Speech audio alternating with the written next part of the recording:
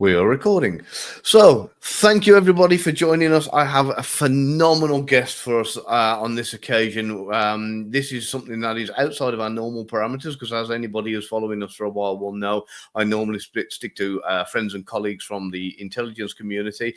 But I stumbled across this individual, Derrick McManus. Welcome to the show. How are you, sir? Gavin, I am absolutely sensational and I'm very privileged to be on your show with you. Oh, well, no, the privilege is mine to have you on the show. I do not want to steal your story in any way because it is absolutely phenomenal. All I'm going to say is that you were law enforcement and you have a great story to tell. So would you mind starting us off from the beginning? I'm sure you've told this story a few times, so there's nobody who can tell it better than you. So I'll let you take the spotlight. I'm very fortunate. I get to tell this story on an international level. So when I travel to conferences and as you anticipate, people are hanging on the edge of their seat. And I know your listeners are still hanging on the edge of the seat right at the moment. I was a police officer, law enforcement in South Australia. I was a member of the STAR group, what we call STAR group. It's Special Task and Rescue. So high risk arrest, hostage siege, counter-terrorism, close quarter security to the Queen when the Queen comes to visit, high risk cliff rescue, cave rescue, mine rescue, all those sorts of things. So it's a combination between Navy SEALs, Delta Force, SAS. I was a sniper, I was a diver, and I was trained by our military in counter-terrorism techniques to be used within the police. We went out to arrest a guy who wasn't all that keen on being arrested, and I'm very bad at taking hints, apparently. He started shooting. He fired 18 times with a Chinese military weapon, a 308 military weapon, 7.62. He hit me 14 times with either bullets or shrapnel, and I had massive multiple life-threatening injuries, and I was lying on the ground for 3 hours, fully conscious for all but the last 15 minutes when I'd lost so much blood that I was passing in and out of consciousness. The first doctor to get to me said that I was only 30 seconds from death. When he first saw me, he actually said that he didn't know whether I was dead or alive. And then I took a last gasping breath, in his words, and he worked his magic, and obviously his team worked their magic. And spoiler alert, I survived. But he's actually said in a news interview, he said, all the textbooks say that Derrick should have died because his heart should have stopped. The only reason Derrick didn't die is he hadn't read the textbooks. So, I'm pretty happy to be uninformed at that stage. But it was certainly physically traumatic. It was certainly psychologically traumatic. But one of the things that I'm sure we're going to talk about is that as much as I suffered physically, and I went through this massive trauma as well, I went to see a psychiatrist just 3 months after the shooting, and he cleared me psychologically to go back to work the next day, 3 months. It took me physically 2.5 years to recover from the injuries, but psychologically, 3 months after, cleared to go back to work the next day, and I didn't need any ongoing therapy, and that's a really interesting place to explore. It certainly is. I'm going to have a look. I have an arrangement of bullets here, and I'm going to give everybody a bit of an idea of. So, because you said 7.62. Yep. So, what the military use is this, which is a 5.56, and to give people a bit of an idea, that is a 7.62. Okay, so you can see the difference there in size. I'm going to bring that up. This is what Derrick was hit by. So, and of course, I don't have them here in England because we don't have guns and bullets in England. So I'll give you a little bit of perspective. That is the bullet that came out of me. Wow. Still in the evidence shield, and there's a bit of shrapnel that came out of me, and I've got several of those bottles that sit on my desk very proudly. Wow. What a souvenir. I thought some of my souvenir collections from around the world, like plates and pyramids and that kind of thing were pretty good. But that one, you've got me beat there, Derrick. I've come on your podcast and I'm talking about being shot, and the first thing I see in the background is a rifle. Now, there's no trauma on this.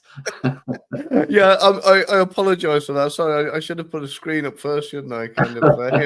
No, you will find out as we chat that I am very, very comfortable talking about it, looking at it.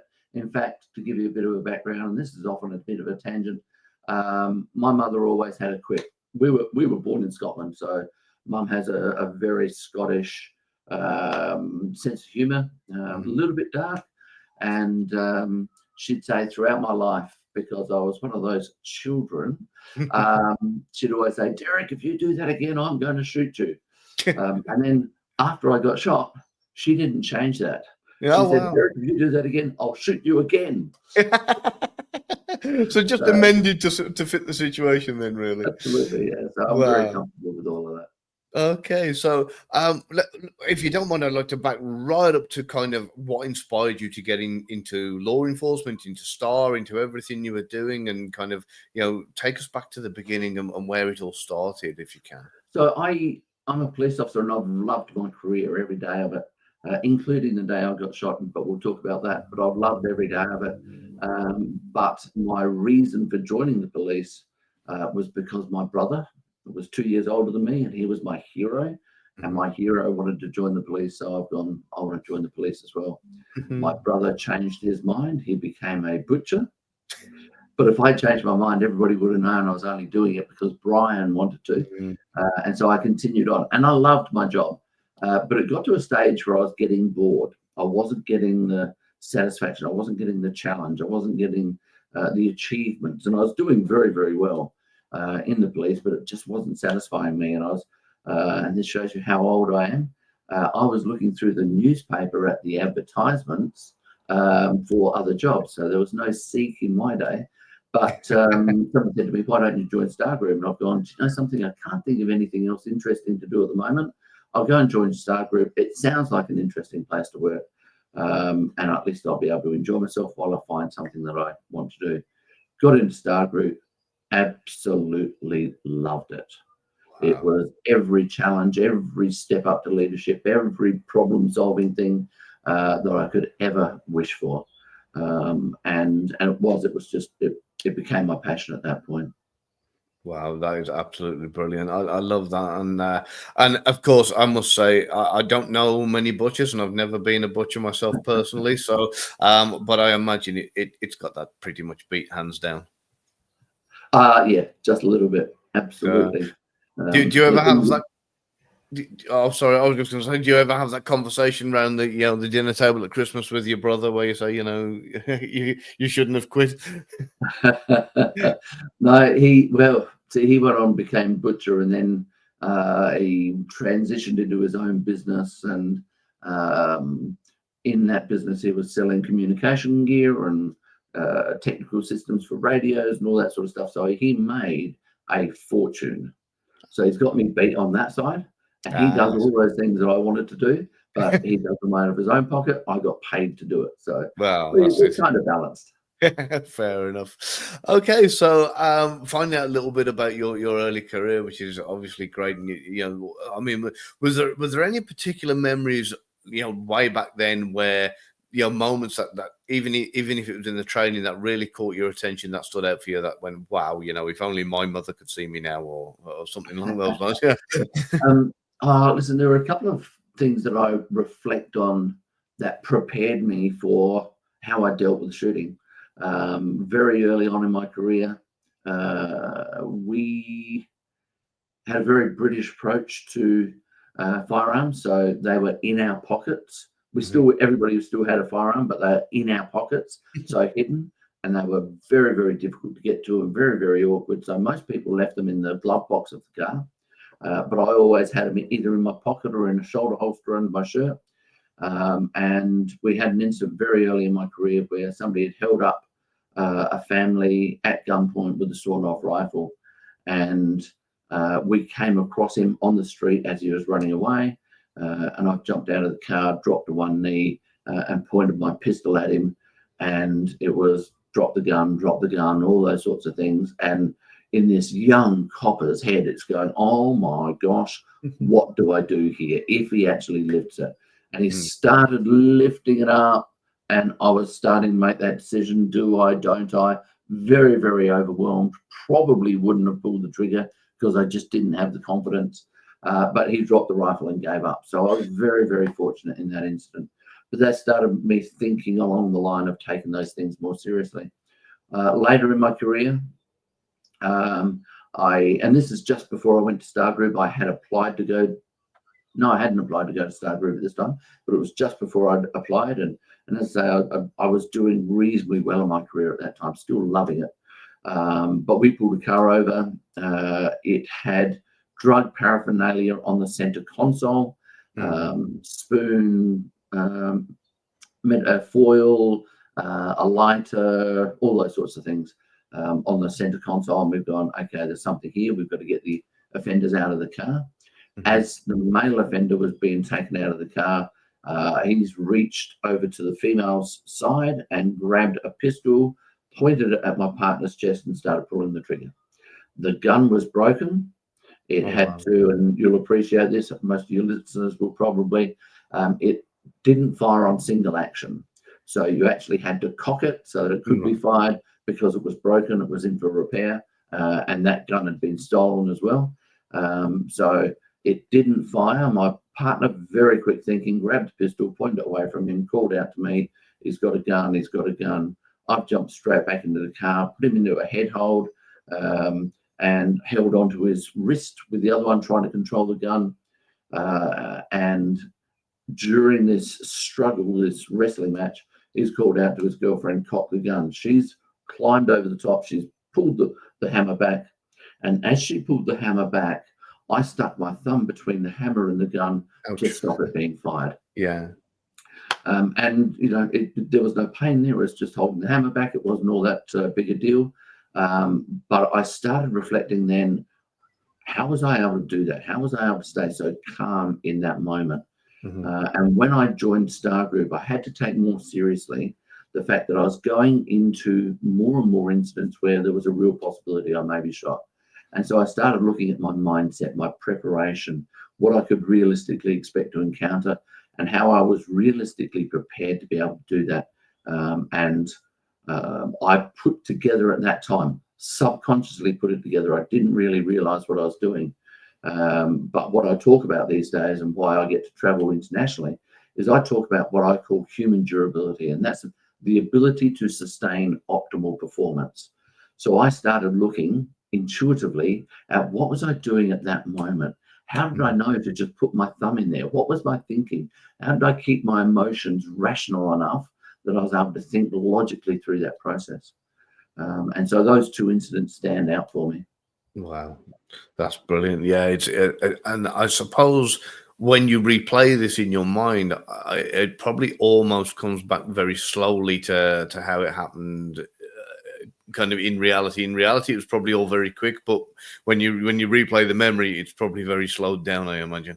Yeah, absolutely. It's certainly the incident where I put my thumb in the gun. That was all happened in that space of time.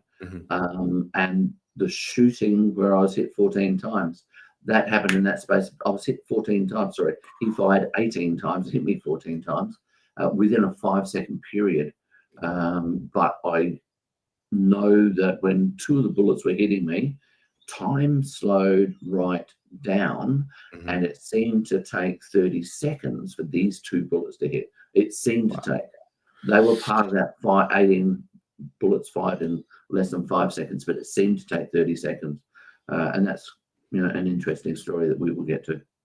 Yeah, so what we'll do, we'll go into that in a moment, just to keep everybody on the edge of their seat. What I would like to do is just briefly touch on, because from what I can gather, the gun laws in Australia are very similar to the gun laws here in the UK.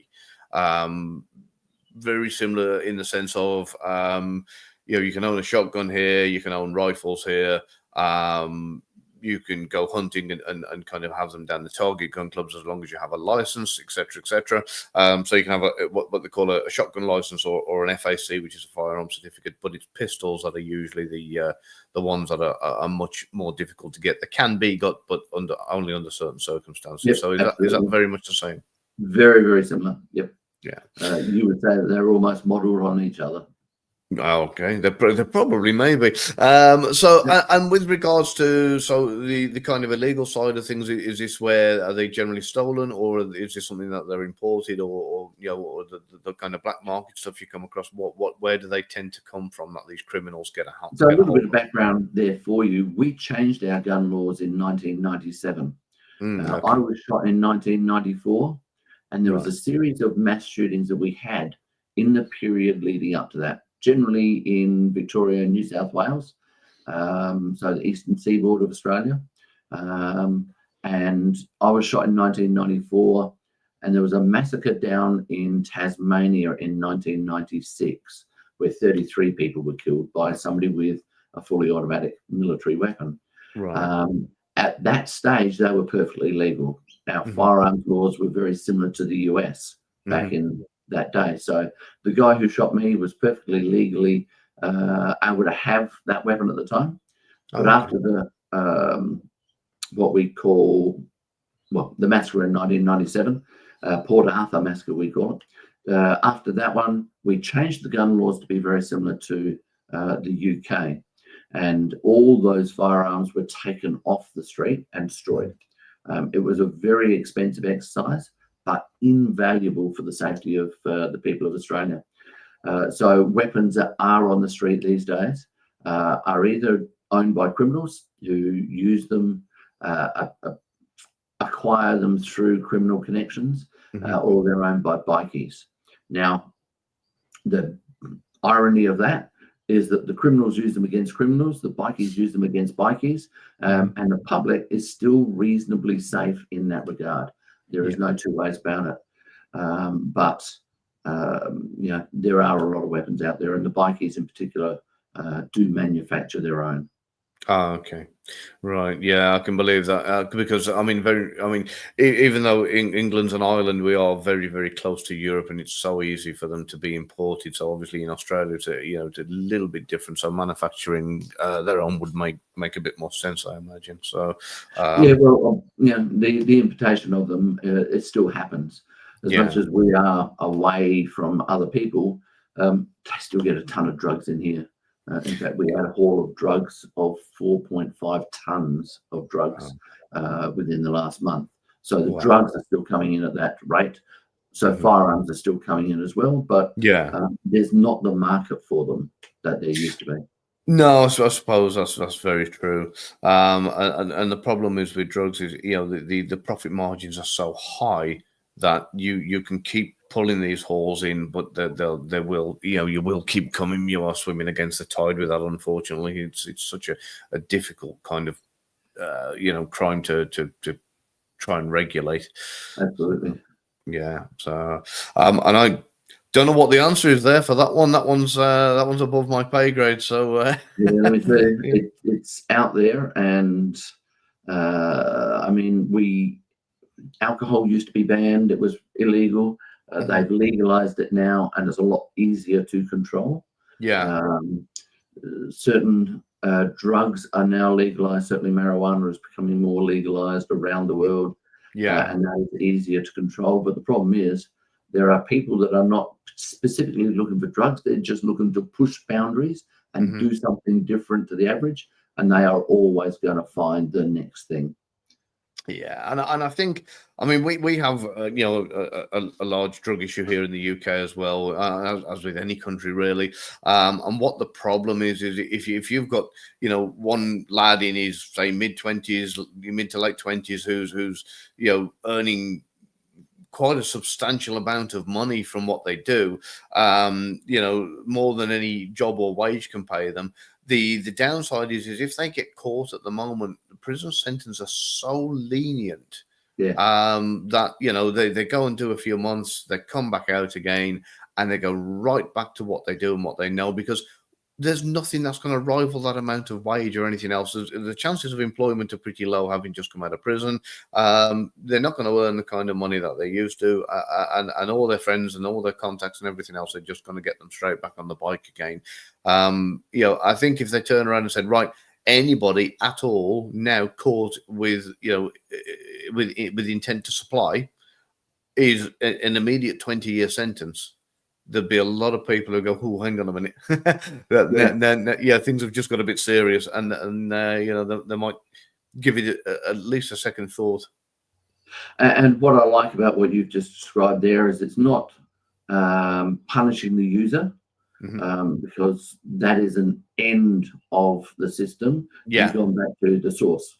That's Let's it, look yeah. at the source. Let's discourage the source from Exactly. actually engaging in that. And Yeah. and I think that's what we've got to look at more and more. Definitely, and because a lot of the time there's kind of generally a kingpin that will have several runners around him. These runners aren't on anywhere near the amount of money he's on, but he'll pay them to kind of keep, you know, delivering for him. And of course, if that's the case, while they're on good money or whatever, or reasonable amounts of money to run for this guy, the incentive is there to keep doing it. But when you start putting, like I say, a really hefty prison sentence against that, it wouldn't take too many convictions before people started saying, "Yeah, I don't want to do this anymore. Thank you." The other unfortunate thing about that, which undermines it a little bit, is that the drug runners are usually drug users as well. Yeah, that's the Once other they become a downside. user, they go, "I can give you cheaper drugs if you take this here." Now, corruption and criminality, I always describe as a slippery slope. As soon as you put a toe in the water, you could put a foot in the water, your ankle's in the water, and you keep on sliding down. Yeah. Because once they get a hold of you, they will not let you go. Oh, yeah. And it's no longer a logical decision to make. It's a, "Oh my God, I need my drugs. If they cut my drugs off, then I'm going to be missing out." And so it almost becomes an enslavement. That's it. Yeah, that's the downside to having that, like, kind of, when you're dealing with addiction within the process, then, like you say, logic goes out the window. So yeah, I mean, like I say, the answer is above my pay grade, but you know, we could chew the fat with this one for quite some time. But let's get back to you, and let's get back to that pivotal day in your career. Yeah. So it was back in 1994. We'd had dealings with this particular individual on a couple of occasions beforehand. He was being investigated by detectives for fraud matters, just white-collar crime, ripping people off for money. And it wasn't huge rip-offs. It was, he was a mechanic, and he promised to fix your car, but he would just repaint the engine and put it back in. He would import car engines from America for drag cars, and he would sell that engine to 3 people. The first person to get there would get the car. The other 2 would argue for the deposit they put on the car. He was selling racehorses that were just Brumbies that, you know, weren't racehorses at all. He needed stores for his farm. He'd go down to the local fodder store and he'd take things on credit and never pay for it. All those minor stuff in the overall scheme of things. And when he was being investigated, the detectives said, "Oh, listen," and this, you got to remember, this is 35 years ago when he was being investigated. And back in the day, the detectives would just go, get on the phone in the country area. They get on the phone and say, "Hey, Joe Blow, we need to talk to you. Come into the station. We're going to interview you." And most people would just go, "I'm going to come in." He's gone, "No, I don't want to." They've said, "Okay, well, we'll have to come out to your place." And he said, "Any cop that comes to my house is going to get shot." Now, we took that as a little hint that he may be violent. When we went out there, well, the detectives called Star Force straight away. We went out there, and we did a creep through his paddocks at midnight, belly, leopard crawls, all those sorts of things. Got up to the windows and listening for him preparing weapons as the police walked up. He did nothing. And when he saw that there were so many police there, he's gone, "Oh, what's this about? I was only joking. You should have known that." So that's his personality. But he didn't do anything. We then had to go out to his house again. And again, he played it down, why bother with taking Star Force out there? I'm not a big offender. So he was always playing it down, and he has never, ever done anything of violence. Right. But once he's made a threat that I'm going to shoot police, we will always take it seriously. Yeah. So on this day, he'd been in court for 197 counts of fraud. He'd failed to turn up to court on this day when he was supposed to be there, and the courts immediately issued a warrant, and we went out to arrest him on this warrant. And we went there as Star Group. We were fully prepared for him potentially being violent. There were other things we could have done, but we went there taking it all seriously.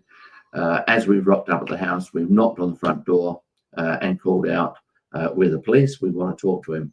Now, this video you can actually see either on my website or on YouTube. If you just put in Derrick McManus shot 14 times, there's a series of videos that will come up. So you'll see on the video that we knock, we call, "We're the police. We want to talk to him." There's no answer. But we've got one of our snipers sitting in the bush, one of the other snipers sitting in the bush, just watching the house for the last 20 minutes. So we know he's actually inside and he should be answering the door. Right. We knock again, we call again, but again, no answer. There was no answer. Now, later, when his wife, who was in the house with him, gives evidence in court, we find out that he saw the police cars driving up his country road because he had a position of overview of those roads. He saw us coming up, and at the time he saw us coming up, he's run off to get weapons, prepared the weapons, and he has said to his wife, "They're coming to get me. I'm going to take some of them as well." And that was his attitude at that time. But he hasn't answered the door on 2 occasions. I've then gone down the side of the house to look at a glass sliding door to see whether we can make an entry. Our plan was to go in through the front door, but we were going to need to pop the screen, the screen door with a screen door popper. Then we're going to have to use a battering ram to go in through the heavy wooden door. I went down the side to look at a glass sliding door, which we can make an entry more effectively, more efficiently, safer. As I went down to look at that door, he saw me and he started shooting. He fired 18 times and hit me 14 times in less than 5 seconds. And for the life of me, can't imagine how that must have felt from the very first impact. So are you happy to kind of run us through what happened from, there on? Absolutely. So when the bullets first started hitting me, I didn't feel the pain. I didn't even hear the sound of gunfire. All I knew was I was suddenly falling to the ground, and I had no idea why. And as I'm falling to the ground, I am berating myself, absolutely having a crack at myself for being so stupid. Why am I falling? As I was halfway to the ground, I saw small round holes in the door that hadn't been there before. And then I hear the sound of gunfire, but I still don't feel any impact. I don't feel any pain. And as I'm falling to the ground, I've rationalized I must be being shot. But I've fallen to the ground, landed on my back, my feet pointing in the direction of where the bullet's coming from, head facing away. And this is where he is still shooting me, and 2 bullets hit my left thigh. And this is all part of that 18 bullets fired in less than 5 seconds. The 2 bullets hit my left thigh. These are the only 2 bullets that I can remember hitting me, and time slowed down. I felt the first one hit my thigh, and there was no pain, but it felt like the force of a sledgehammer just absolutely driving into my thigh. And then this shock wave has gone up through my body, all the way through to the top of my head. And then that shock wave has slowly come back down through my body. And then the second bullet hit, and again, it's that sledgehammer, shock wave up, shock wave back down, seemingly 30 seconds, but still no pain. Now, I have thought through, going into Star Group, there's a real possibility I may be shot and injured, I may be shot and killed. And I have thought through this process, and it was, as I say, it was intuitive at the time. I didn't realize that I was consciously preparing so well for this. And I had already said to myself in the years leading up to this incident, if I get shot, what do I want to do? How will I want to respond? What can I expect my mind to do? What can I expect my body to do? What will that look like? What would be the perfect response? But what would chaos look like at the other end? And if it turns out to be chaos, what can I do in those circumstances to bring it back towards the perfect situation? So I knew that him shooting me, I just needed to stop him shooting me. That first priority was to stop him shooting at me. So I knew I needed to fire back. I already had my pistol in my hand, and I lined back up along the length of my body to shoot back at him. But because I was prepared so well, and most people are able to relate to this, the better prepared we are, the more thinking we can do outside the square, right? So I had this real vision that if I get shot, I need to fire back and stop him shooting at me. But as I lined up to fire back, I realized I was firing back along the length of my body. And this is when my thoughts went just slightly outside of the norm, just a little bit outside the square. And I realized that at the other end of my body are my feet. And when you're lying on your back, your feet are pointing up. And I knew that I needed to get up just that little bit so I could shoot over the top of my feet. But I've got a flak vest on. I've got weaponry. I've got equipment. And as I've lifted my upper body up, my feet have come up to counterbalance. And the thought that ran through my head was, I better not shoot myself in the foot, because the guys at work will give me shit for the rest of my life. You can just imagine when you talk about that day I got shot. Oh, you mean the day you shot yourself in the foot? That's the banter that would have come back. But that's the thought that ran through my head. It didn't stop me doing anything. I was able to respond in absolutely the right pace and time and all the rest of it. But because I was so well prepared mentally, psychologically, physically, I was able to respond in the way I wanted. So I did fire back. I couldn't see him. It was dark inside the house. The door was like a mirror, but I could hear the sound of gunfire. So I just fired back in that direction consciously. And I went through this process consciously as I was pulling the trigger. I can't see him, so I don't want to waste too many bullets. I had a 15-round magazine with one in the weapon already. And so that was 16 rounds. I said to myself, I only want to fire 6 or 7 times just to give him reason to stop. And then I'll still have plenty of rounds to be able to fire later. In the video analysis, the video that we had, in the video analysis, it turns out I fired 13 times at that point. So I just got a little bit excited. But when I fired, he stopped. And I was able to roll out of the way. I was flat on the ground, rolled on the ground out of the way. Now, despite the injuries I had, I managed to get to my feet and stagger around the corner of the house. Wow. And it's probably worthwhile, if you're comfortable, I'll just describe some of the injuries that I did get at that time. Yes. There was one bullet, and I have no idea the order of these bullets, except the last 2 that hit my thigh. Right. There was one bullet that hit my left forearm, and it broke the forearm in 2 places. Right. Bullet came through here, but the force of the bullet was enough to break the bone here as well. It severed the radial artery and damaged the nerves and tendons. Another piece of shrapnel lodged in my right wrist, and that severed the ulnar artery. So get your head around the fact that I was lying on the ground for 3 hours with 2 severed arteries. Again, the doctors don't know how that's possible. 2 bullets hit my stomach, and I lost 45 centimeters, small and large intestine all up. The 2 bullets in my left thigh, 3 bullets or bits of shrapnel went across the back of my left calf. 1 bullet went through my right Achilles tendon, took out 80% of my Achilles for about 1.5 inches. And with these injuries, I managed to get to my feet and walk around the corner. Again, the doctors don't know how I managed the pain. I don't know how I managed the pain. I'm no superhero or anything else like that. The body had just closed it off. I wasn't feeling that pain. Lots of theories as to why that might be. I have no definitive answer to it, though. And there were other bullets that hit bits and pieces, but they were the most severe injuries. Wow. I just again, like some of what you've told me just like kind of defies rational thought. I mean, obviously, I've done field medic training and that kind of thing, and usually if one artery is touched, they let you know you've got seconds, not minutes to react and get like a tourniquet or something on the long bones. So having 2 severed arteries and lying there for 3 hours, I don't know if you believe in God.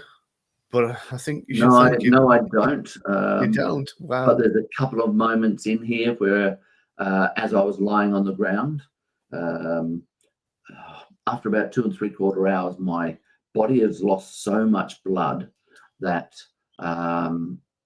my body had closed down, my arms, my legs had gone cold. I consciously accepted the blood was probably just going to kidneys, lungs, heart, brain. And my blood supply got so low that even my vision closed down. Wow. Now, when my vision closed down, it went to an absolutely pristine white. And when it went to this pristine white, I thought to myself, maybe I should have gone to church. Is this the white light they talk about?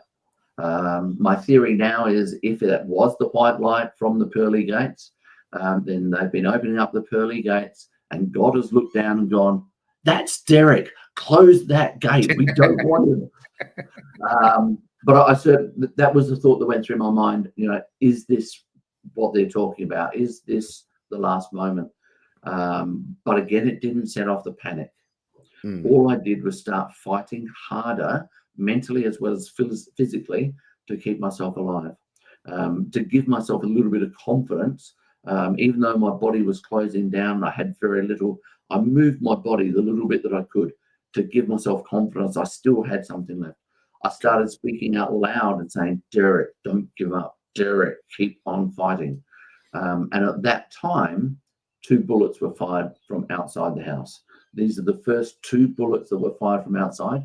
And that gave me confirmation that my belief that Star Group were going to be there as soon as they possibly could, this was a sign they are on their way.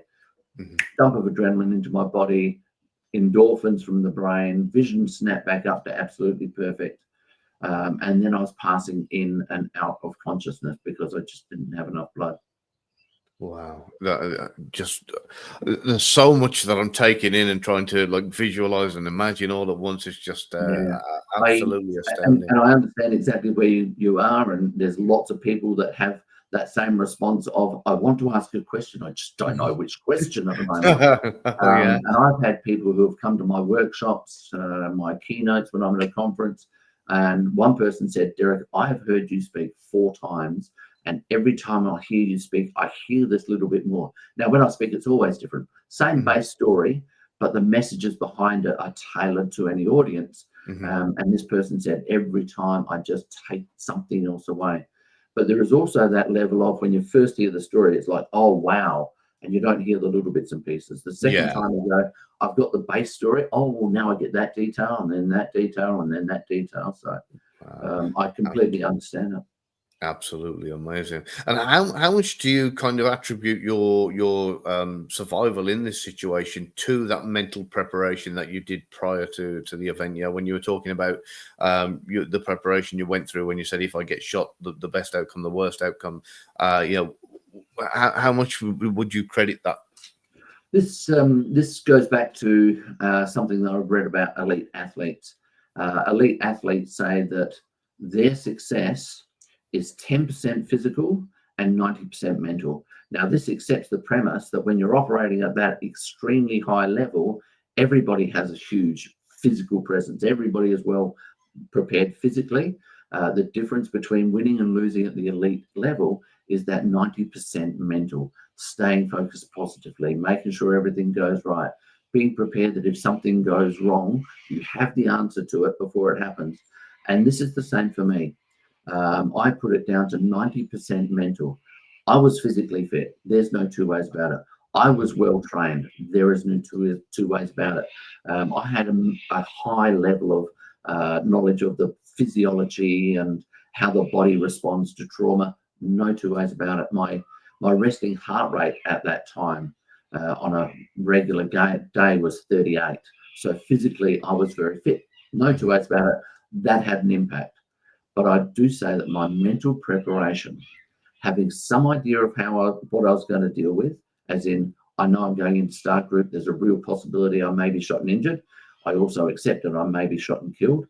So physically, I knew what I could potentially deal with.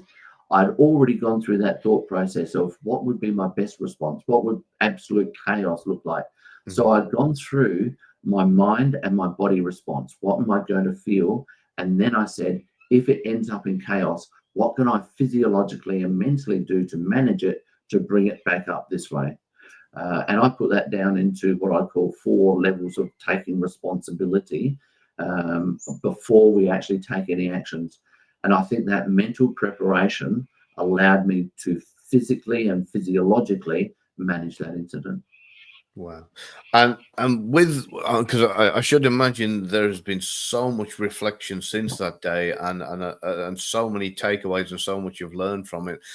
How have you utilized from that event what you learned? And because I think I saw something about you doing kind of seminars to help other people and that kind of thing. Can you tell us a bit Yeah, about that? absolutely. So immediately after the shooting, people wanted me to come and tell my story. And I've gone, do you know something? I don't want to tell my story, and I don't want to get paid for my story, because I thought they were looking at the hero. And the heroes of the day were the guys that came in to get me. They risked their lives. The doctor that was treating me and his nurses, they stood for 10 minutes in direct line of fire. So they're the heroes. If you want to pay for a hero story, pay them. But then the blood service came to me and said, you used a lot of blood. Would you like to say thank you to blood donors? And that took me down the path of, I'm not speaking for the hero story. Even though I'm telling that story, my purpose is to say thank you to blood donors.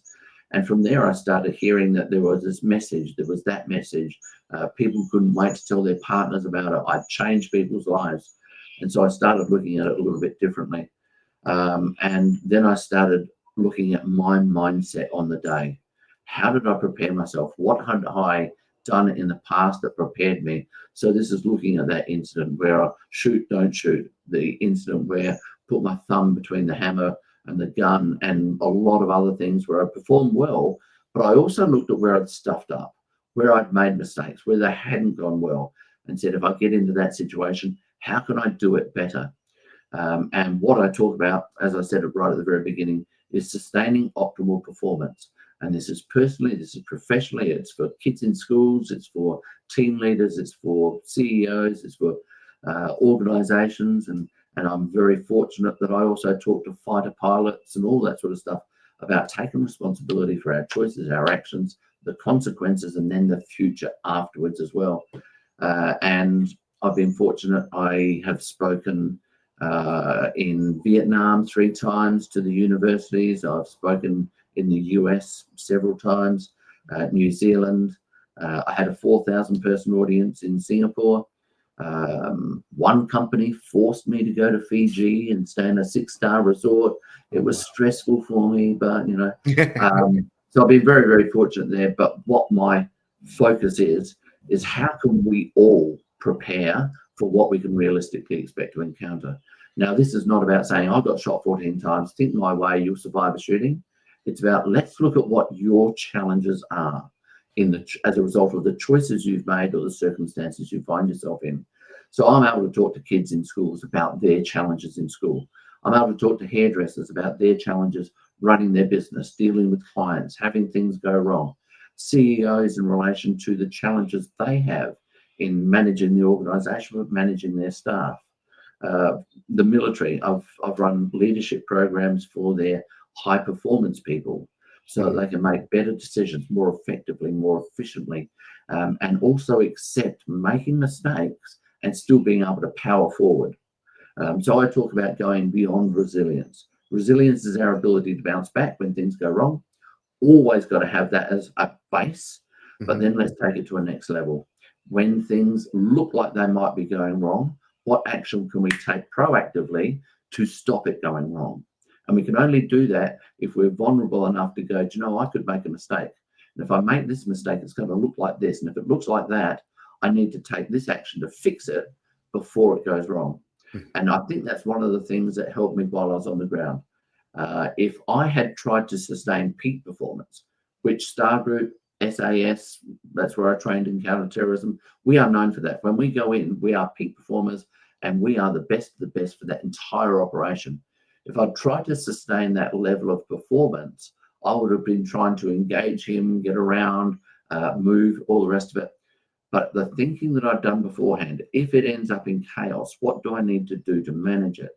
I knew that my mind had to accept the best I could possibly do is just lie on the ground and wait for my mates to get me, while still doing everything I can proactively to protect myself from him coming and shooting me again. And 4 things that I knew I needed to do. And these are 4 things that we need in the military, we need personally, we need as an organization or a team leader. And the first one is to control panic. Don't let panic take control of the situation. And the easiest way to do that is do the mental preparation beforehand. What could possibly go wrong? And if I see the sign, what can I do? Don't let panic take control of the situation. Don't let shock take control of your body. And shock is the body's physiological response to physical as well as psychological trauma, emotional trauma. I needed to slow down my heart rate and I needed to slow down my breathing, because those 4 things would allow me to slow down my rate of bleeding and I would survive for a little while longer. The doctors tell me that that was probably a major part of me surviving 3 hours with 2 severed arteries. Wow. Well, that is absolutely fantastic. And after this show, if you don't mind, I'd like you to stay on. I've got a few questions I'd like to ask you off camera as well, if that's okay. Yeah, absolutely. And we can have any conversation you want on camera, but I know that there are so many tangents we can take with this. I'm very happy to have that chat. But as I say, I try to be an open book, but that's the way I've always lived my life. So if you've got any questions, there's nothing too much for me to delve into at this stage. Brilliant. So, well, with that in mind, this is going to be a slightly obscure question, but what is the one question that you always wish somebody would ask that nobody has yet? Is there something that you think should be covered and nobody's touched on it yet? I've been speaking now for about 27 years, and the times that I love doing a keynote presentation and talking to an audience for 45 minutes. I love more the 15 minutes to 30 minutes of question time afterwards, because it's these random questions that come up. And the questions that are best are the ones that come from kids in schools. Because they don't go, I'm too shy to ask that. No, they're straight in there. They'll ask any question that comes to their mind. So there's probably not a question that I haven't been asked. There's certainly some new ones that come up that I go, wow, where'd that come from? The one question I get asked that probably is the most profound is, why didn't I just give up and die? Because that's what most people would do. You get shot once, you expect to die. You get shot 14 times. How do you keep on going? And this comes down to, I'd had a conversation with my wife prior to the shoot, 5 years prior to the shooting, when I first joined Star Group, and I said to her, there's a real possibility I may be shot and injured. I may be shot and killed. I need you to know that if I die, I fully support you going on and get married. If you want to get married, I support you staying single, or whatever it might be. I also said to her, I also support you building a little shrine in the corner and just worshiping me every day. That one wasn't so popular. But I also said, if I die, what are you going to tell my children about this person that I am, that I've taken on this job, knowing that I might die, and they're now living without a father? And that was a very deep conversation about what I wanted her to relate to my children. And it was just that matter of somebody needs to be able to step up in these extreme situations. Not everybody can do it. I felt like I could. And so I felt like I needed to give that contribution to society. Now, having said that, some people have said, oh my God, I wish I could do what you do, but I just don't have the nerve. And I now feel inadequate because I can't step up to do what you do. And the example I like to give is that my accountant would say exactly that. She's a beautiful, beautiful lady, but there's no way in the world she could operate in Star Group. But I can tell you right now, there is no way on this earth I could be an accountant. Right? That would send me round the twist. So what I love talking to people about is, what is your passion? Because that's what you've got to chase. It doesn't matter what anybody else does or what your best friend does. You've got to find your passion, because when you find your passion, you'll be driven by it, but you'll also be the happiest ever. People say if you find your passion, you won't work a day in your life. I can tell you, it's still hard work, right? If you want to be the best of the best, whatever you do, it's still hard work. But you'll be getting the satisfaction out of it. And it's a different thing to be chasing joy rather than happiness. And Okay. satisfaction is along that joint. You'll get satisfaction. You will want to take on the challenges. So it's not about having to do one thing to be, great. Be a brilliant accountant. I would love my accountants are absolutely great. But those people who are absolutely passionate. In fact, there's an Australian movie called Kenny. And Kenny, and it's a beautiful movie. Kenny is a portable loo facilitator, right? He'll take them to all the events and they fall on him and he gets covered in poo and all this sort of stuff. But Kenny is passionate about being a facilitator of this. And people love Kenny. He's dealing with loos. He brings your loos in. He gets covered in poo. But people love him. And it's not because of the job he does. It's because of the passion that he has. And we attract people into our life because of that passion. And so that's essentially what I say to people. And that's one of the questions I love delving into.